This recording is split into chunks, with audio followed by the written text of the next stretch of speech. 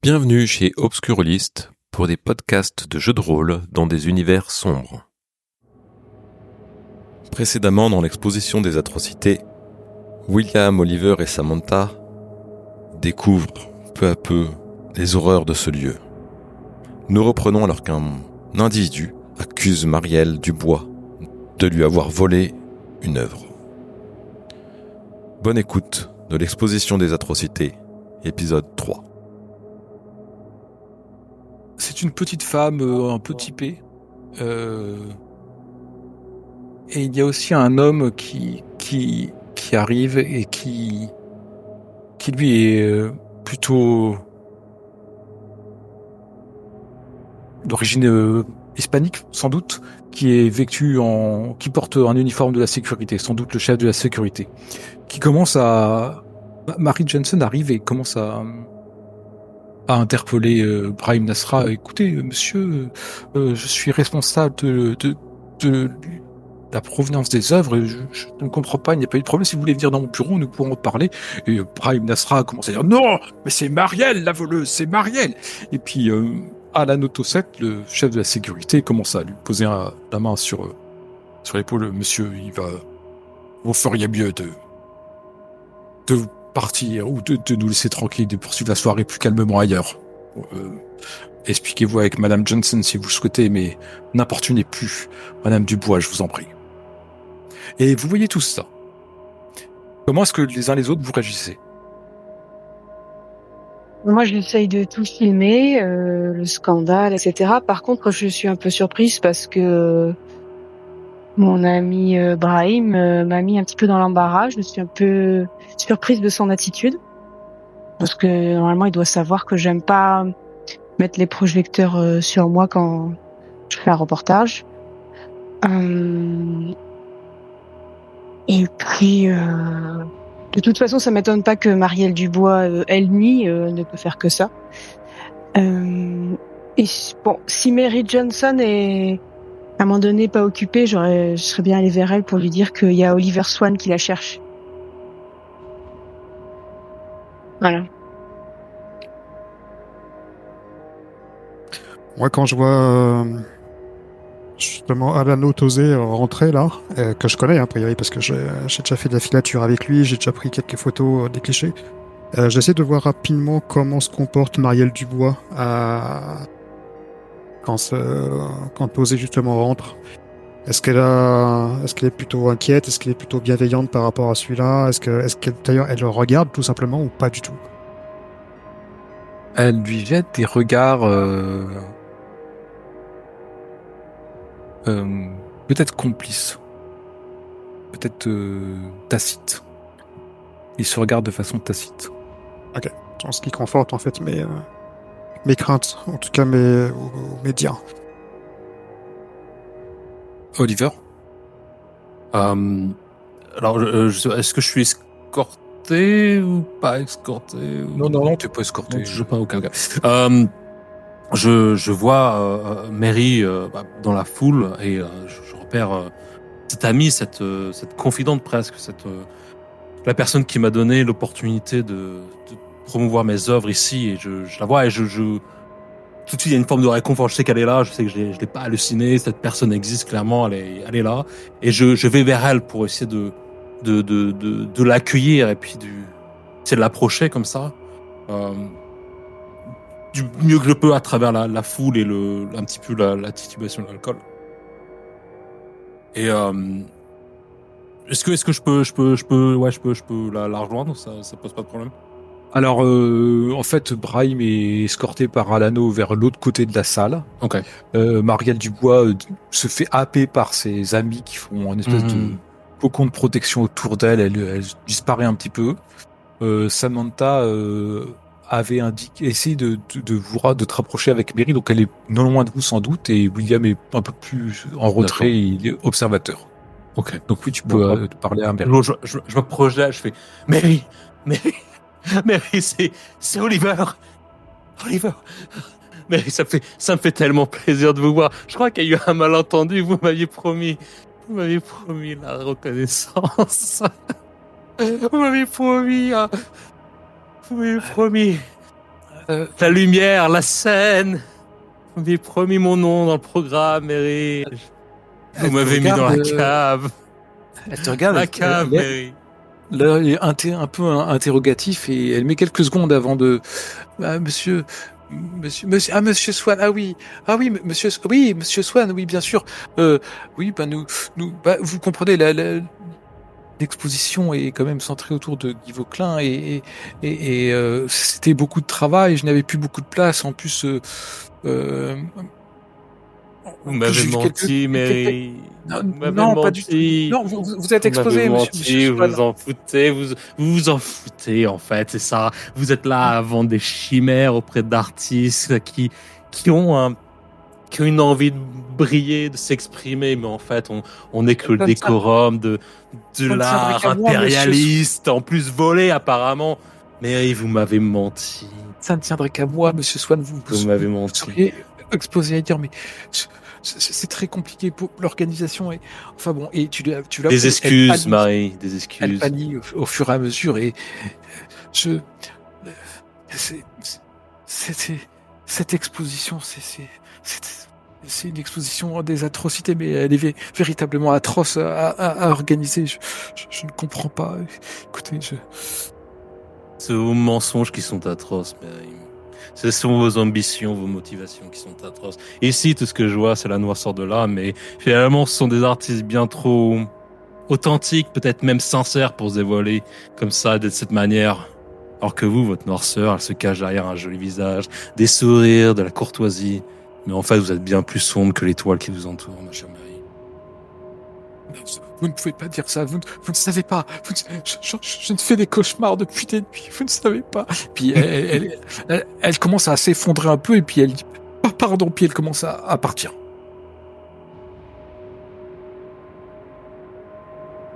Soudainement, vous entendez une cloche qui sonne. Elle sonne minuit. Mais elle sonne comme un glas sonnerait. Et elle résonne dans tout le centre. Les invités font silence. Marielle se tient dans le déambulatoire à l'étage. Elle irradie d'une vitalité majestueuse. Son épuisement semble avoir disparu.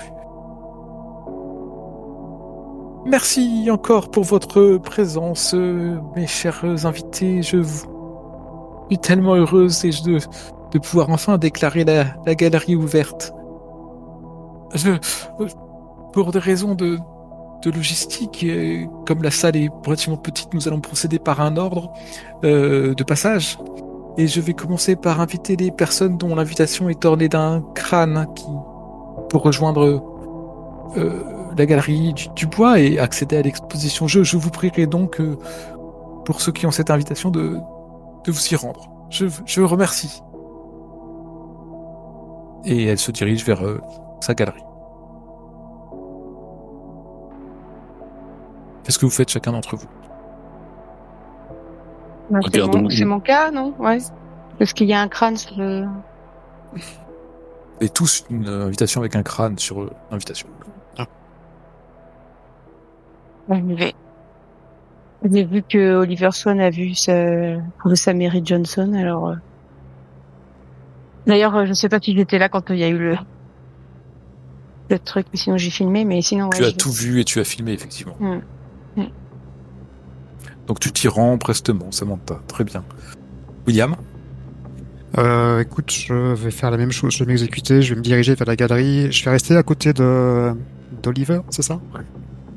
Surveiller un petit peu ses faits et gestes. Très bien, Oliver. Je regarde lui-même, je fais... Toi, t'as le ticket magique aussi? Hein?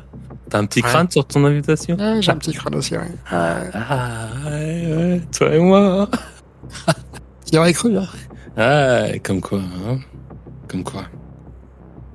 Je regarde s'il va un peu mieux, en fait, si son état s'est aggravé, entre guillemets, ou il est plutôt stable par rapport à...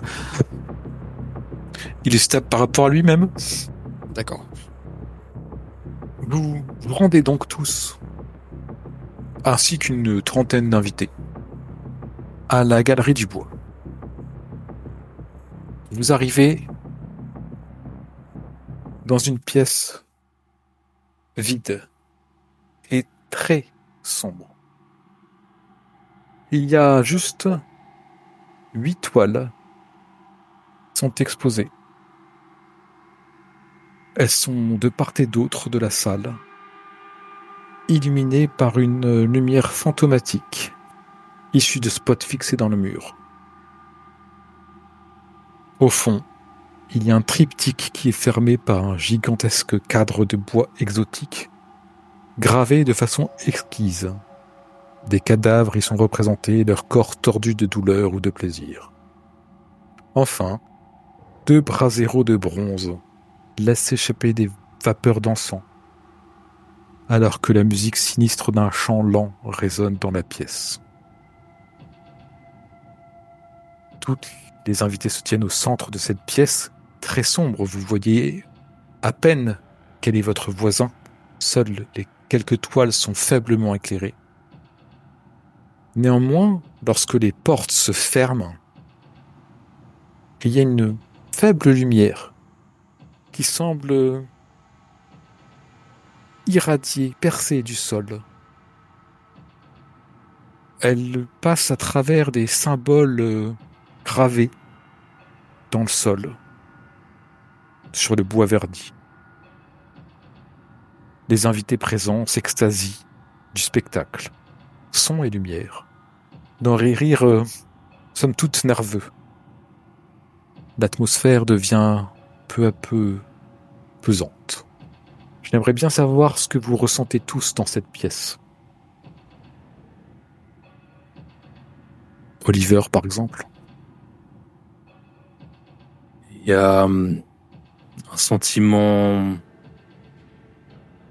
de déjà-vu. Il y a des sentiments déjà ressentis. Il y a une compréhension presque éthéréale des sentiments de l'auteur et de ce que j'ai vécu. Comme si ces tableaux racontaient peut-être une partie de ma propre histoire et qu'à travers les atrocités de ces corps à l'agonie, je trouve une forme de réconfort ou même de presque de libération. Mais tout ça m'a l'air bien familier. William ? Ces tableaux extrêmement malsains, en particulier l'automne Caldo, avec la crucifixion du Christ. On voit un petit peu toutes ces flammes qui sont derrière. Ça me rappelle le désert. Ça me rappelle cette chaleur intense que j'ai vécue l'espace d'un moment. Également le tableau que les 3 anges. Parce que, ayant sauté justement sur la mine, je suis le seul à avoir survécu à cette épreuve. Et je me dis que est-ce qu'il n'y a pas un de ces 3 anges qui serait derrière moi? Mais je vois également le symbole de la mort, le crâne, le memento mori. Et ça me fait également penser à l'ignorance, voilà, le festin d'ignorance. Je me dis, est-ce que tout ça, ça pas juste une illusion? Et est-ce que c'est mes médicaments qui font effet? Voilà, c'est un peu le sentiment que j'ai à l'instant T. Samantha ?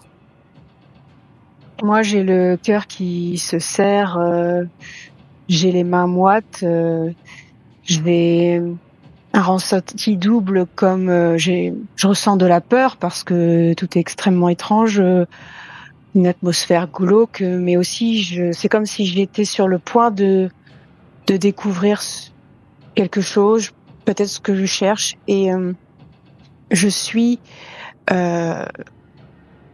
fixe devant le tableau qui s'intitule Le festin de l'ignorance, parce que ça me choque vis-à-vis de Le tableau qui représente une silhouette, des silhouettes Aurélie qui examinent des stigmates d'un cadavre émacié. Oui, en fait, c'est ça. Il y a un homme au milieu qui pointe la main d'un cadavre qui porte un stigmate, mais moi ce que je vois c'est que ce cadavre il n'a pas de nez, ses orbites sont vides, sa bouche est déformée et alors qu'il ne semble que pointer ce stigmate sur la main, moi j'ai l'impression cet homme il pointe quelque chose qu'il s'apprête à manger. Alors que cet homme habillé de noir au milieu du tableau, il regarde un enfant qui est à genoux, qui prie et qui n'a pas d'œil. Et puis voilà, c'est absolument horrible, mais ça me hypnotise en fait. Si vous souhaitez, vous pouvez garder le contrôle. Si vous pensez que vous gérez la situation, je vais le faire moi. Qu'est-ce que tu fais? Tu saisis la main d'un de tes voisins, tu te trembles sur toi-même, tu te caches le visage, tu fais quoi? Je tourne le dos. Je tourne le dos au tableau. Je regarde le sol. Et puis je regarde le dos des autres personnes qui regardent des tableaux. Pour l'instant, mon regard peut pas se poser sur une autre œuvre. Mais je dois rester dans la salle, donc il y a mes yeux qui parcourent un peu... Voilà, qui regardent les personnes présentes. Les autres personnes. Les deux voisins les plus proches, celui qui était juste derrière toi, c'est Oliver, et à sa gauche, il y a William, qui regarde d'autres tableaux, eux. Oliver semble captivé, William semble peut-être inquiet. Alors que Marielle Dubois ouvre le triptyque pour révéler les peintures des larmes de Djeraba, le tableau dont Brahim Nasra prétend être le propriétaire. Les invités se pressent pour en avoir la primeur. Sur ce tableau, il y a deux chemins, un à gauche lumineux, un à noir très sombre. Au centre, il y a une fontaine et il y a une silhouette, peut-être qui représente une mort auréolée derrière. Et de cette fontaine coule un ichor noir. La lumière dans le sol s'intensifie. Les peintures se mettent progressivement à luire. Qu'est-ce que vous faites lorsque cette peinture est révélée?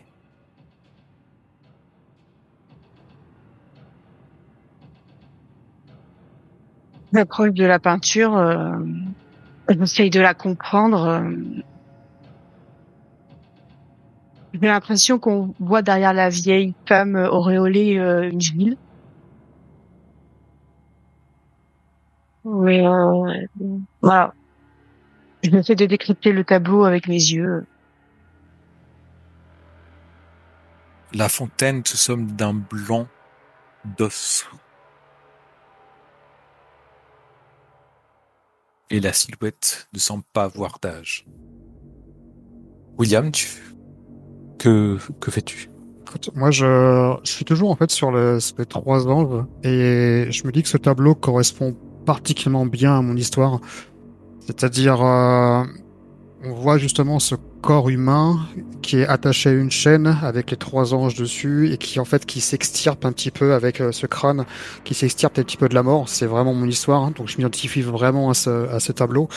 Et après, quand je découvre avec stupeur les larmes de Djeraba, dessus, ce qui me frappe en premier, c'est cette dichotomie en fait entre la ténèbre et la lumière. Je vois d'un côté en fait cette noirceur, hein, et un petit peu la fontaine au milieu qui fait la séparation entre guillemets entre le noir et le blanc, la ténèbre et la lumière. Et je me dis où je me situe par rapport à ça. Voilà, ce tableau m'intrigue parce que encore une fois, on voit sur les deux colonnes une sorte de chemin. Est-ce que ça pourrait être un chemin justement vers les réponses que moi je cherche? Et effectivement, au fond de ce tableau, derrière cette femme, on voit peut-être une ébauche de ville ou Voilà. Est-ce que c'est des réponses que je pourrais avoir?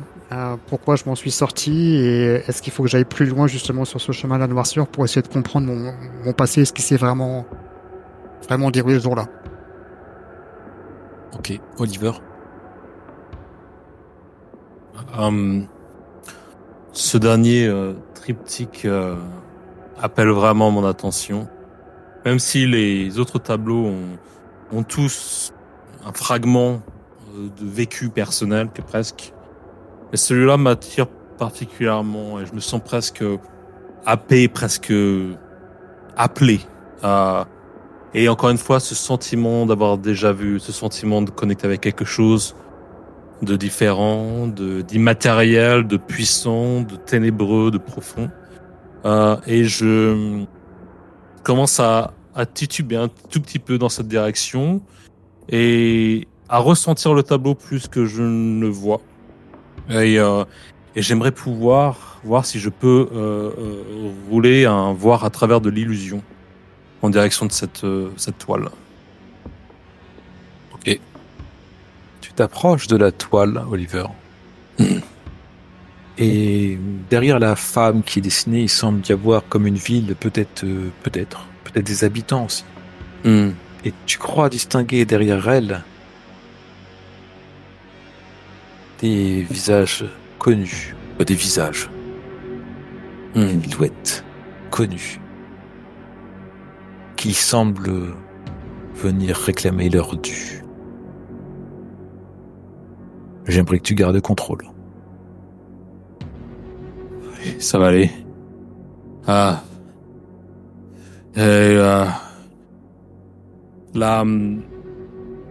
L'apparition de ces silhouettes font une espèce de choc, une espèce de compression dans mon esprit, dans ma tête. Donc c'est une énorme pression qui vient comme ça me meurtrer complètement d'un point de vue psychique.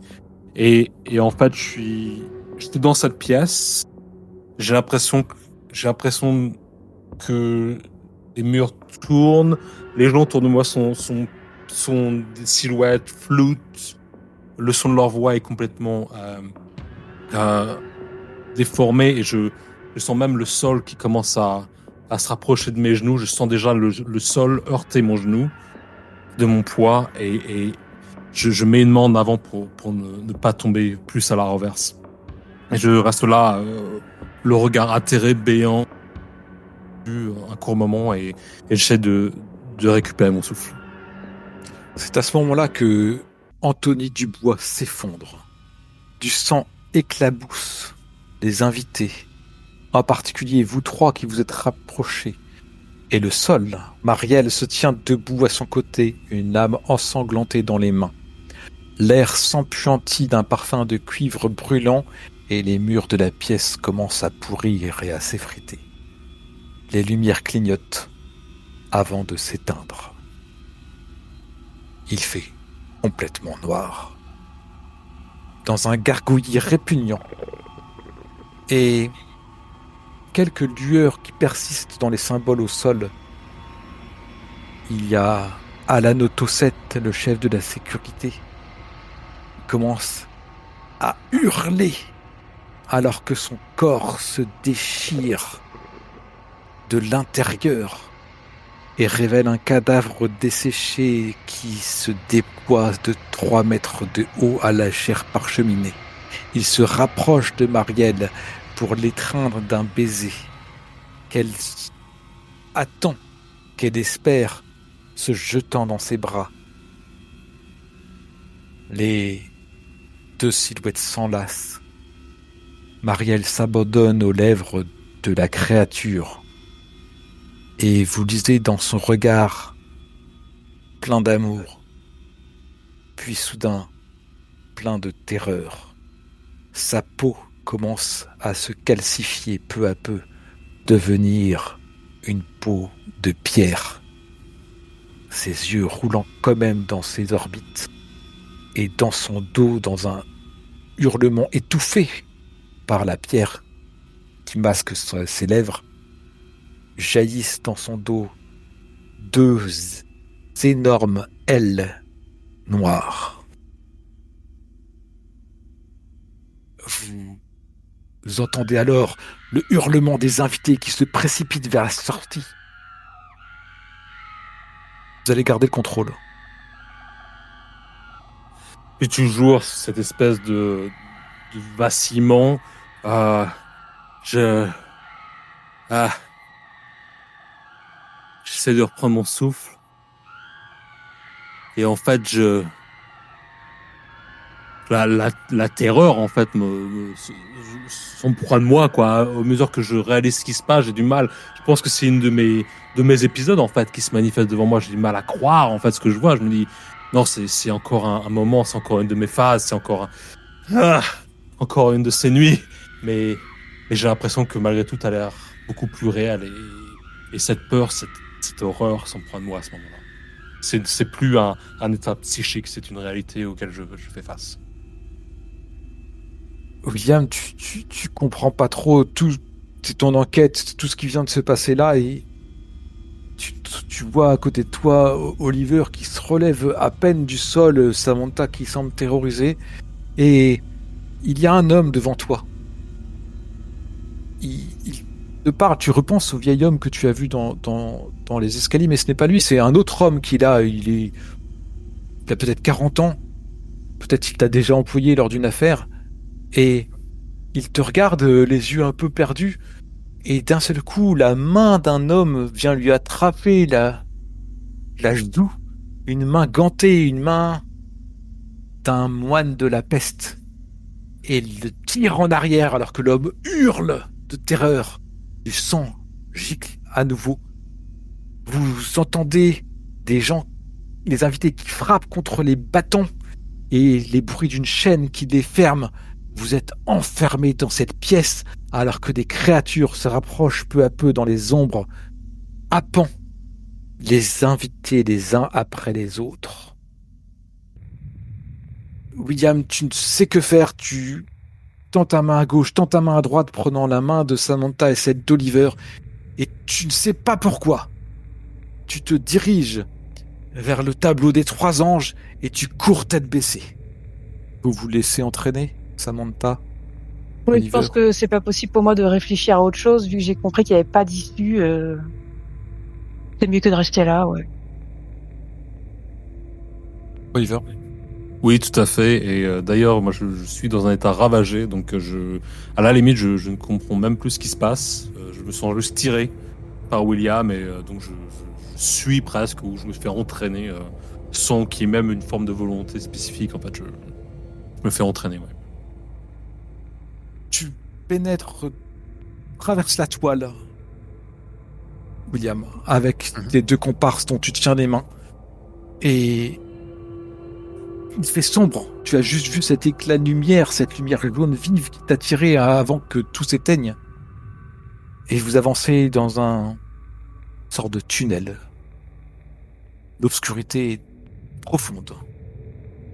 Samantha, instinctivement, peut-être tu sors ton téléphone que tu as toujours sur toi et tu éclaires un petit peu les lieux, parce que vous êtes dans le noir. Vous découvrez alors un ancien ossuaire. Des restes humains qui moisissent